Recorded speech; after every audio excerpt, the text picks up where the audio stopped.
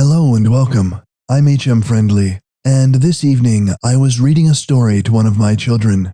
It's called Corduroy, and it's about a little bear searching for love, a home, and a button. Since I have fond memories of being read this very story when I was a boy, I wanted to share it with you all. I really hope you enjoy it. Thank you. Corduroy by Freeman, published in 1968. Corduroy is a bear who once lived in the toy department of a big store. Day after day, he waited with all the other animals and dolls for somebody to come along and take him home. The store was always filled with shoppers buying all sorts of things, but no one ever seemed to want a small bear in green overalls. Then, one morning, a little girl stopped and looked straight into Corduroy's bright eyes. "Oh, Mummy," she said, "look! There's the very bear I've always wanted." "Not today, dear," her mother sighed. "I've spent too much already. Besides, he doesn't look new. He lost the button to one of his shoulder straps." Corduroy watched them sadly as they walked away. "I didn't know I'd lost a button," he said to himself. "Tonight I'll go and see if I can find it." Late that evening, when all the shoppers had gone and the doors were shut and locked, Corduroy climbed carefully down from his shelf and began searching everywhere on the floor for his lost button. Suddenly, he felt the floor moving under him. Quite by accident, he had stepped onto an escalator, and up he went. Could this be a mountain, he wondered. I think I've always wanted to climb a mountain.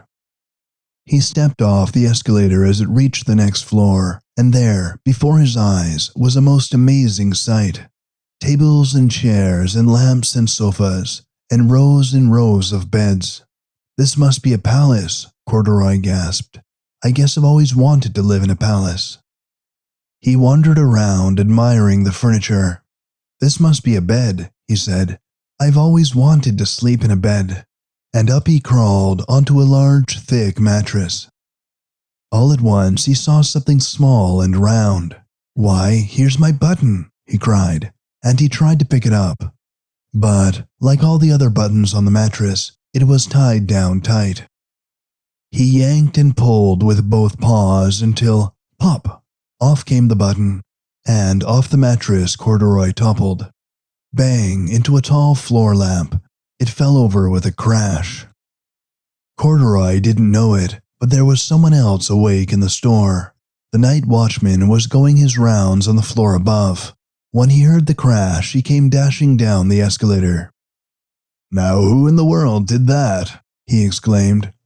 "Somebody must be hiding around here." He flashed his light under and over sofas and beds until he came to the biggest bed of all, and there he saw two fuzzy brown ears sticking up from under the cover. "Hello," he said. "How did you get upstairs?" The watchman tucked Corduroy under his arm and carried him down the escalator, and set him on the shelf in the toy department with the other animals and dolls. Corduroy was just waking up when the first customers came into the store in the morning, and there, looking at him with a wide, warm smile, was the same little girl he'd seen only the day before. "I'm Lisa," she said, "and you're going to be my very own bear. Last night, I counted what I've saved in my piggy bank, and my mother said I could bring you home." "Shall I put him in a box for you?" the sales lady asked. "Oh, no thank you," Lisa answered, and she carried Corduroy home in her arms. She ran all the way up 4 flights of stairs into her family's apartment and straight to her own room. Corduroy blinked. There was a chair and a chest of drawers, and alongside a girl-sized bed stood a little bed just the right size for him. The room was small, nothing like that enormous palace in the department store. "This must be home," he said. "I know I've always wanted a home." Lisa sat down with Corduroy on her lap and began to sew a button on his overalls. "I like you the way you are," she said, "but you'll be more comfortable with your shoulder strap fastened." "You must be a friend," said Corduroy. "I've always wanted a friend." "Me too," said Lisa, and gave him a big hug. Once again, thank you so much for listening. If you enjoy my narration, please consider subscribing. And check out my other videos on this channel and my secondary channel, HM Friendly Quick Reads. Thanks, bye-bye.